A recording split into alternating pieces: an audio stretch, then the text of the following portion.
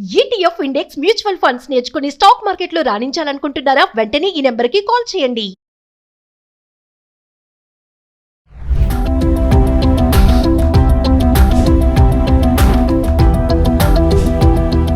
నమస్తే, welcome back to Suman TV. Present మనతో పాటు ఉన్నారు motivational speaker, family counsellor, public speaker Rajaniramma గారు. నమస్తే మ్యామ్. నమస్తే నవీన. మేడం, మనం చాలా వీడియోలో మాట్లాడుకున్నాం, అబ్బాయిలు పెళ్లిళ్ళు చేసుకోవడానికి భయపడుతున్నారు అంటే కొన్ని కారణాలు ఉన్నాయి. అంటే అమ్మాయిలు చంపేస్తున్నారు, అరెస్ట్ చేస్తున్నారు, టార్చర్ చేస్తున్నారు, కొన్ని కారణాలు చూసుకున్నాం. అయితే ఈ రోజు నా టాపిక్ ఏంటంటే అమ్మాయిలు పెళ్ళొద్దు అంటున్నారంట. ఎందుకు అంటే చాలా రీజన్స్ ఉన్నాయి. చాలా అంటే ఇంకా ఆడవాళ్ళకు ఉంటాయి కదా మేడం. ఏది జరిగినా ఆడవాళ్ళనే అంటారు. మాకు పెళ్లి చేసుకుంటే మాకు స్వేచ్ఛ ఉండదు. స్వేచ్ఛ అంటే వేరే విధంగా కాదు మేడం. ఈ వీడియో కూడా మనం అందరి గురించి కాదు, ఒక కాన్సెప్ట్. ఏ కాన్సెప్ట్ అయినా మనకి 2 వేరియేషన్స్ చూస్తాం, ప్లస్ అండ్ మైనస్. ఈ కాన్సెప్ట్ ఏంటంటే కొంతమంది అమ్మాయిల గురించే, వేరే కేటగిరీ వాళ్ళు వద్దు మనకు. అసలు పెళ్లి చేసుకోవడానికి వెనకడుగు వేస్తున్నారు. ఇలాగే అంటే ఏదైనా మమ్మల్ని అంటారు, పిల్లలు పుట్టకపోయినా మమ్మల్ని అంటారు, పిల్లలు పుట్టిన మమ్మల్ని అంటారు, వర్క్ చేసినా అంటారు, వర్క్ చేయకపోయినా అంటారు, కట్నం తేలేదని బాధిస్తూ ఉంటారు. సో ఇవన్నీ ఎందుకు, మాకే ఎందుకు ఇవన్నీ అని చెప్పే కొన్ని కేటగిరీస్ కొన్ని ఉన్నాయి. అంటే అసలు అమ్మాయిలు ఎందుకు పెళ్ళొద్దు అంటున్నారంటే మీరేం చెప్తారు? అవును, ఇప్పుడు మీరు అన్నారు ఒక మంచి అమ్మాయిలు అంటే సాంప్రదాయంగా పెరిగిన వాళ్ళు లేరని ఉన్నారుగా, చాలా మంది ఉన్నారు. ఉన్నప్పుడు వాళ్ళు అరేంజ్ మ్యారేజ్ చేసుకోవాలనే చేయాలనే చూస్తారు పేరెంట్స్ కూడా. అలాంటప్పుడు ఏమవుతుందంటే కంప్లీట్గా అవతల వ్యక్తి మనకు తెలియకుండా పోతారు. వ్యక్తే కాదు, కుటుంబాలు కూడా. అసలు వాళ్ళ వంశం ఏంటి, వాళ్ళ బుద్ధులు చూడండి. ఒక కుటుంబంలో బుద్ధులన్నీ ఒకలా ఉంటాయి కదా. ఒక్కొక్క స్టేట్లో జనాలు మనస్తత్వాలు ఒకలా ఉంటాయి, ఒక్కొక్క జిల్లాలో బుద్ధులు ఒకలా ఉంటాయి, ఒక ఊర్లో బుద్ధులు ఒకలా ఉంటాయి, రకరకాలుగా ఉంటారు. వాళ్ళ పనిపాటలు, ఆచార వ్యవహారాలు, మాట తీరు, వంట తీరు, ప్రతిదీ మనస్తత్వంతో సహా అన్ని డిఫరెంట్గా ఉంటాయి. మనకి ఎక్కడ సంబంధం కుదురుతుంది అనేది మనకు తెలియదు. కాబట్టి ఎవరికి ఉండే భయాలు వాళ్ళకు ఉంటాయి, తల్లిదండ్రులకు ఉండే భయాలు కొన్ని. అయితే కంప్లీట్గా అవన్నీ కూడా భరించాల్సింది, ఫేస్ చేయాల్సింది అమ్మాయి. కాబట్టి తను కూడా తీవ్రమైనటువంటి ఒక ఆందోళనకి గురి అవుతుంది సహజంగానే. ఏంటంటే ఇంకా అన్నీ తెలిసిన వయసు కాదు, 25 ఏళ్ళు అనుకుందాము. మరి ఇంకా అన్నీ తెలిసిన వయసు కాదు. సాధారణంగా అరేంజ్డ్ మ్యారేజ్ చేయాలనుకున్న వాళ్ళు 25 to 30 లోపల చూస్తున్నారు. ఇప్పుడు చూస్తున్నప్పుడు ఇంకా అన్ని అనుభవానికి రావు. యాక్చువల్గా అయితే పాతకాలంలో ఆ వయసుకి 35 ఏళ్ళు వచ్చినాయంటే మళ్ళీ అల్లుడో కోడలో వచ్చేసే వయసులు ఒకప్పుడు. కానీ ఇప్పుడు 30 ఏళ్ళు వచ్చినా సరిగ్గా ఇంకా పెళ్ళిళ్ళు చేసుకోవట్లేదు. అందుకనే ఇప్పుడు అన్ని విషయాలు తెలియకుండా పోతున్నాయి వీళ్ళకి. అదే కానీ ఒక మంచి అవేర్నెస్ తోటి, తెలివితేటలతోటి ఇలా ఉంటుందమ్మా, ఇలా ఉంటుంది, ఇలా సంఘటనలు జరిగినప్పుడు ఇలా ఉండాలి అనే మెళకువలు చిన్నప్పటి నుంచి నేర్పిస్తూ ఉంటే కనుక ఆ అమ్మాయి కానీ తల్లిదండ్రులు కానీ భయపడాల్సిన అవసరం అనేది అసలు లేదు. ఏదైనా సరే నేను ఎదుర్కోగలను అనే మనస్తత్వంతో అమ్మాయిల్ని తయారు చేయాలి. అది పెళ్లి చేసి పంపించిన ప్లేస్లోనే కాదు, ఒకవేళ జాబ్ చేయటానికి వెళితే కూడా వర్క్ ప్లేస్లో కూడా తను అదే విధంగా తన సమస్యను తనే పరిష్కరించుకునేట్లాగా, తనకి ఏం కావాలో తను నిర్ణయించుకునేలాగా పెంచాలి. వర్క్ ప్లేస్ అన్నారు కాబట్టి ఒక క్వశ్చన్ వేస్తాను మేడం. ఎందుకంటే కొంతమంది అనేది ఏంటంటే ఇప్పుడు పెళ్ళి అవుతుంది, మాకు పిల్లలు పుడతారు, జాబ్ చేయాలి నేను. వర్క్ ప్లేసెస్ లో కూడా ఎక్కడ ఏ ఆర్గనైజేషన్స్ లో ఉన్నాయి, మా పిల్లల్ని చూసుకుంటారా? చిన్న చిన్న పిల్లలు ఉంటారు, బార్న్ బేబీస్ ఉంటారు, మళ్ళీ నెలల పిల్లలు, వాళ్ళని చూసుకోవాలంటే ఎన్ని సంస్థలు చూస్తున్నాయి. అలాంటి వేరే కంట్రీస్ లో చూడండి, వాళ్ళకి ఆ స్వేచ్ఛ ఉంటుంది.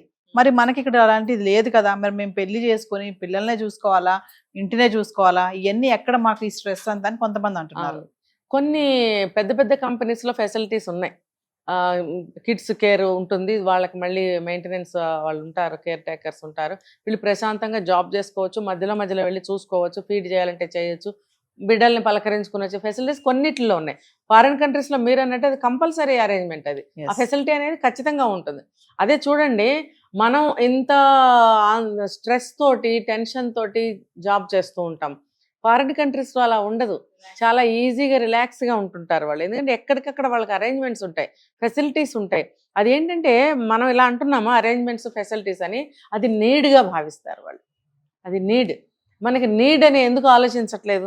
మళ్ళీ చేస్తున్న వర్క్స్ అన్నీ కూడా ఫారిన్ కంపెనీస్కే చేస్తున్నప్పుడు ఆ రూల్స్ ఇక్కడ ఎందుకు అప్లై అవ్వటం లేదు? ఎందుకంటే మేడం మైండ్ మరి రిలాక్స్ గా ఉంటేనే కదా పని కూడా చక్కగా చేయగలుగుతాం.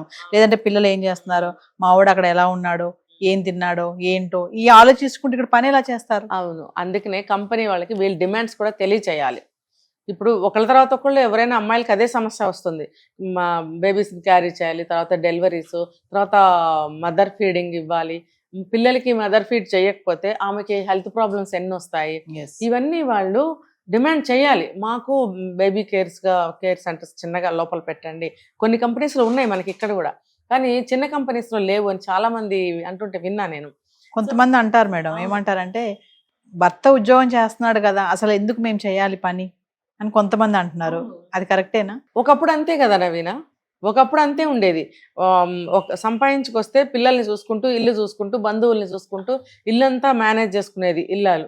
భర్త సంపాదించుకొచ్చేవాడు. అయితే ఒకళ్ళ సంపాదన 10 మంది తినే వ్యవస్థ ఉండేది అక్కడ, కుటుంబ వ్యవస్థ ఉండేది.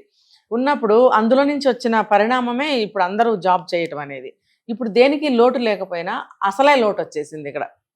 ఇప్పుడు పిల్లల్ని కనాలంటే కనలేకపోతున్నారు, కంటే పెంచేవాళ్ళు లేరు కదా. వీళ్ళని పెంచడానికి వాళ్ళ నుంచి పేరెంట్స్ రావాలంటే వాళ్ళు ఇష్టపడటం లేదు, ఎందుకంటే హెల్త్ కంప్లైంట్స్ ఉంటాయి వాళ్ళకి. వీళ్ళ లైఫ్ స్టైల్ తోటి వాళ్ళ లైఫ్ స్టైల్ మ్యాచ్ అవ్వకపోవడము, దూరాభారాలు ఇవన్నీ ఉండి వాళ్ళు కూడా రావడానికి ఇష్టంగా ఉండటం లేదు. అలాంటప్పుడు మనం ఏదైతే డెవలప్మెంట్ కోరుకున్నామో ఆ డెవలప్మెంటే ఇప్పుడు మనకి మళ్ళీ కూడా బాధించే విధంగా తయారైంది. కాబట్టి ఇది ఏంటంటే లైఫ్ సైకిల్ ఇలా తిరుగుతున్నప్పుడు మీరు అన్నట్టు ఒకళ్ళే సంపాదిస్తే మేము ఎందుకు చేయాలి జాబ్ అన్నది, మళ్ళీ ఆ తీరుకే వస్తారు, రావాలి. అంటే ఏది ఏమైనా ఆడవాళ్ళు జాబ్ చేయాలి, పిల్లల్ని చూసుకోవాలి, ఫ్యామిలీని చూసుకోవాలి, అత్తమామలను చూసుకోవాలి, ఇంట్లో అన్ని చేసుకోవాలి, ఇన్ని ఉన్నాయి కాబట్టి అమ్మాయిలు భయపడుతున్నారు. ఇది మాత్రం మారలేదు చూసారా, ఇది కామన్. ఆనాటి నుంచి ఈనాటి వరకు నువ్వు అప్పుడు ఉద్యోగం చెయ్యి నువ్వు చేయలేదు, ఇప్పుడు చేస్తున్నావు. అప్పుడు నీ రోల్ ఇదే, ఇప్పుడు నీ రోల్ ఇదే, ఏం మారలేదు. అలాంటప్పుడు ఆడవాళ్ళు ఉద్యోగం చేయాలని ఎందుకు అనుకోవాలి? నువ్వు ఇద్దరు సగం సగం, అతను బయట బాధ్యతలు చేస్తే నువ్వు ఇంటి దగ్గర బాధ్యతలు చేద్దామనే మెంటాలిటీ కనుక నీకు వచ్చినట్టయితే నువ్వు ఉద్యోగం చేయకు. కానీ ప్రస్తుతం ఉన్న పరిస్థితుల్లో డబ్బులు అన్నిటికీ, ఇప్పుడు ₹1,00,000 ఫీజు ఏంటండి పిల్లలకి? ఒకప్పుడు ₹1,00,000 ఉంటే 4 పెళ్ళిళ్ళు చేయొచ్చు. మరి ఒక ₹1,00,000 ఒకటో క్లాస్ పిల్లలకి ఫీజు కడుతున్నారంటే పరిస్థితి చూడండి. ఇలాంటి పరిస్థితుల్లో మరి భార్యాభర్తలు ఉద్యోగం చేయాల్సి వస్తోంది. ఇది కూడా మనం చేసుకున్న పాపకర్మమే. ఉన్న గవర్నమెంట్ స్కూల్స్ కానీ, మన గల్లీలో ఉన్న చిన్న చిన్న ప్రైవేట్ స్కూల్స్ కానీ మానేసి ప్రతి ఒక్కళ్ళు ఇంటర్నేషనల్ స్కూల్స్కే వెళ్తున్నారు. మరి అక్కడ ఫీజులు అలాగే ఉంటాయి. అక్కడ నీకు ఏసీ రూములు, ఇక్కడ బస్సులో ఏసీ, దిగగానే స్కూల్లో ఏసీ, అక్కడ బయట గ్రౌండ్లో ప్రేయర్స్ చేయించేవారు, అవన్నీ పోయాయి కదా. ఇప్పుడు గ్రౌండ్లో ప్రేయర్ అంటే ఏంటో పిల్లలకి తెలియదు, ఎండ తెలీదు, మరి స్వేచ్ఛ వాతావరణం అంటే ఏంటో తెలియదు. ఒక జైలు జీవితమే. ఇంట్లో ఉన్నంతసేపు అమ్మా నాన్న చెప్తుంటారు, ఏ కథలకు, ఏ మెదలకు, అజ్జయ్యకు, ఇజ్జయ్యకు, అదటలకు, ఇది లాక్కు అని ఇంట్లో అంటూనే అదొక జైలు. స్కూల్కి వెళ్ళిన తర్వాత బ్లాక్ బోర్డు, మాస్టర్లు తప్ప ఎవరు కనపడరు, అదొక జైలు. పక్క పిల్లలతో ఎక్కువ మాట్లాడకూడదు, బయటకు గబుక్కుని వెళ్ళటానికి లేదు, అంత బందికానే. మరి ఇలాంటి వాతావరణంలో పెరుగుతూ ఉంటారు ఆ పిల్లలు. దానికోసం లక్షల ఫీజులు కడుతున్నాం మనం.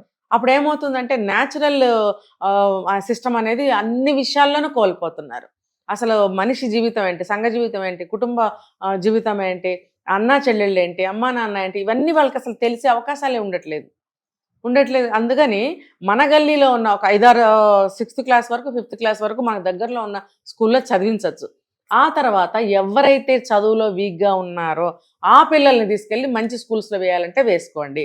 లేదు అని అంటే 10th క్లాస్ వరకు ఉన్న స్కూల్స్లోనే మెయింటైన్ చేయండి. ఆ పిల్లాడు ఎక్కడైనా ఒకలాంటి చదువుతాడు.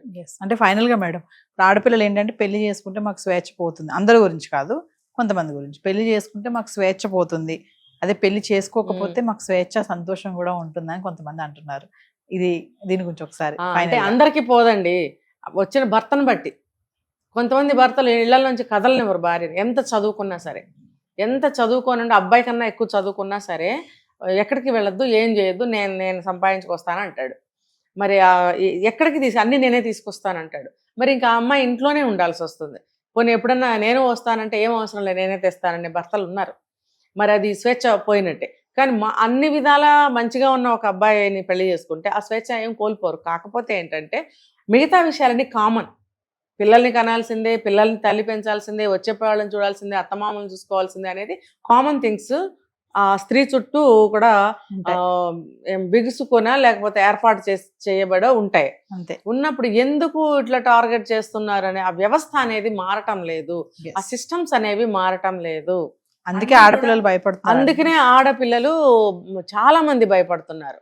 కొంతమంది మంచిగా ట్రైన్ అయి ఉంటున్నారు, వాళ్ళు ఏమైనా చిటికలో తీసేస్తారు ఏ సమస్యని. నేను చెప్పాను స్టార్టింగ్లోనే, నా సమస్యను నేనే పరిష్కరించుకోగలను అనే స్థితిలో పెంచాలి ఆడపిల్లల్ని. అప్పుడు భయపడరు పెళ్ళంటే. పెళ్ళంటే కాదు, పెళ్లి తర్వాత వచ్చే సమస్యలకి భయపడరు. ఏది కూడా మొదటిసారే అలవాటై ఉండదు, మెల్లమెల్లగా అన్నీ అలవాటు అవుతాయి. కాబట్టి అలా కూడా వాళ్ళు ఒక ధైర్యాన్ని తెచ్చుకోగలగాలి రన్నింగ్ లైఫ్లో, Yes. లేదా ముందే ట్రైన్ అయి ఉండాలి. ప్రతి దానికి భయపడకూడదు. అంటే ఇందాక నేను భయం ఉండాలని అన్నారుగా మేడం, అంటే ఆ భయం ఎక్కడ ఉండాలి? సొసైటీ పట్ల మనం ఏమన్నా తప్పు చేస్తే శిక్షలు ఉంటాయి అనే ఆ విషయానికి భయపడాలి అని చెప్తున్నాను. ఇక్కడేంటి, ప్రతిదానికి భయపడితే మనం స్వేచ్ఛను కోల్పోయినట్టే. అంటే ఫైనల్గా మేడం, మరి పెళ్లి చేసుకోవడానికి భయపడే అమ్మాయిలు కంటే ఇన్ని బాధ్యతలు నెత్తినేసుకోవాలి పెళ్లి చేసుకుంటే, అమ్మో ఇన్ని మొయ్యలేం మేము అని కొంతమంది అనుకునే ఆడపిల్లలకి, అలాంటి వాళ్ళకి ఏమైనా చెప్తారా ఫైనల్గా సజెషన్? అంటే ఇప్పుడు ఇది బయట వివాహ వ్యవస్థే పాడైంది కాబట్టి నవీన గారు, మీరు చేసుకోవద్దు మీరు చేసుకోండి అని కూడా మనం గన్ షాట్గా చెప్పలేము. ఇది ఎప్పుడు వాళ్ళకి వాళ్ళు నిర్ణయించుకోవాలి. ఎలా అంటే, ఒక మంచి సంబంధం వస్తే, అబ్బాయి మంచివాడైతే అప్పుడు ఆ సంబంధాన్ని మనం చేసుకోవచ్చు, చేసుకుంటాను అని నువ్వు నిర్ణయించుకోగలిగితే, దానికన్నా ముందు లైఫ్లో మనం దేన్నైనా సరే ఎదుర్కోగలను అనే సంసిద్ధత మైండ్ కనుక ఆ రకంగా తయారు చేసుకోగలిగితే, తర్వాత పెళ్లి తర్వాత వచ్చే ఎటువంటి సమస్యనైనా నేను పరిష్కరించుకోగలను అనే స్థితికి అమ్మాయి ఉండాలి. అలా పెంచాలి. అలా ఉన్నప్పుడు పెళ్లి చేసుకోండి అని చెప్తాను నేను, పెళ్లి చేసుకోవద్దు అని చెప్పాను. అయితే మ్యారిటల్ లైఫ్లో ఒకటి కాదండి, 1,00,000 సమస్యలు. నిద్ర లేచిన దగ్గర నుంచి రాత్రి వరకు సమస్యలే ఉంటాయి. ఎందుకంటే ఇన్ని తరాలు మారినా, రోజులు మారినా, నేను ఇందాక చెప్పినట్టు ఇవి మారలేదు. ఆడపిల్ల చుట్టూ ఉన్నటువంటి నియమ నిబంధనలు అనేవి మారలేదు. దీనికి నేను అలా భయపెట్టకుండా ఇంకో రకంగా చెప్తాను. ఇప్పుడు మన పురాణాలు కానీ, చరిత్రలు కానీ, పెద్దవాళ్ళు కానీ ఏం చెప్తున్నారు? స్త్రీ శక్తి స్వరూపిణి, అంతా ఆడదాని చేతిలోనే ఉందని మగాళ్లే చెప్తున్నారు. రహస్యాన్ని విప్పి మగాళ్లే చెప్తున్నారు. అలాంటి వీడియోస్ చూడండి. ఏంటంటే, ఆడపిల్లల్ని ఏడిపించొద్దు అని మగాళ్లే చెప్తున్నారు. ఆ చెప్తున్నప్పుడు అబ్బాయిలు వినాలి. అలాగే అన్నీ మీ చేతిలోనే ఉన్నాయి, మీరే తెలివి తక్కువగా పాడు చేసుకుంటున్నారని మగాళ్లే చెప్తున్నప్పుడు అదేంటో మీరు ఆలోచించండి. మనం ఎక్కడ తెలివి తక్కువగా బిహేవ్ చేస్తున్నాం అనేది ఆలోచించండి. తర్వాత ఒక సమస్య వచ్చినప్పుడు గొడవ పడాల్సిన అవసరం లేదు. మనం తెలివిగా చాకచక్యంగా దాన్ని పరిష్కరించుకోగలిగే శక్తిని మనం కలిగి ఉండాలి. ఉన్నప్పుడు ఒక రీజనింగ్తో మనం ప్రూవ్ చేయగలిగి ఉండాలి. అప్పుడు వాళ్ళు కూడా నోరు ఇప్పరు. ఇంట్లో ప్రతిదానికి పోటీ పంతాలు ఉన్నాయి అనుకోండి, అప్పుడు కూడా సంసారం ముందుకు వెళ్ళదు. అప్పుడు గొడవలు వస్తాయి. ఆటోమేటిక్గా అత్తగారు వాళ్ళు వీళ్ళు ఈఎంఐనే టార్గెట్ చేస్తారు. తప్పంతా అటువైపు ఉన్నా కూడా ఈఎంఐనే అంటారు, ఈఎంఐ వల్లే అంటారు. ఇవన్నీ ఎలా తప్పించుకోవచ్చు అంటే సమయస్ఫూర్తితో తప్పించుకోవచ్చు. ఇప్పుడు అది ఒక ఎగ్జాంపుల్ చెప్తాను నవీన గారు. పెళ్ళైన దగ్గర నుంచి ఒక అమ్మాయి పాపం అలాగే చేస్తుంటే 40 సంవత్సరాలు 30 సంవత్సరాల జీవితం గడిచిపోయిన తర్వాత కూడా ఆ రోజు సమస్యలు, మనుషులు, బుద్ధులు, చేష్టలు ఎలా ఉన్నాయో ఈ రోజుకి అలాగే ఉన్నాయి. అంటే ఆ పోరాటం ఇంకా అలా చేస్తూనే ఉంది, కానీ ఎక్కడ భయపడలేదు. తను చేయాలనుకున్నవి చేసుకుంటూ వెళ్తుంది. పిల్లల్ని బాగానే తీర్చిదిద్దుకునే ఉన్నారు, ఇలాంటి వాళ్ళు కూడా ఉన్నారు. అంటే దీనికి కావాల్సింది ఏంటి మీరు చెప్పండి? ధైర్యం. భయపడకండి.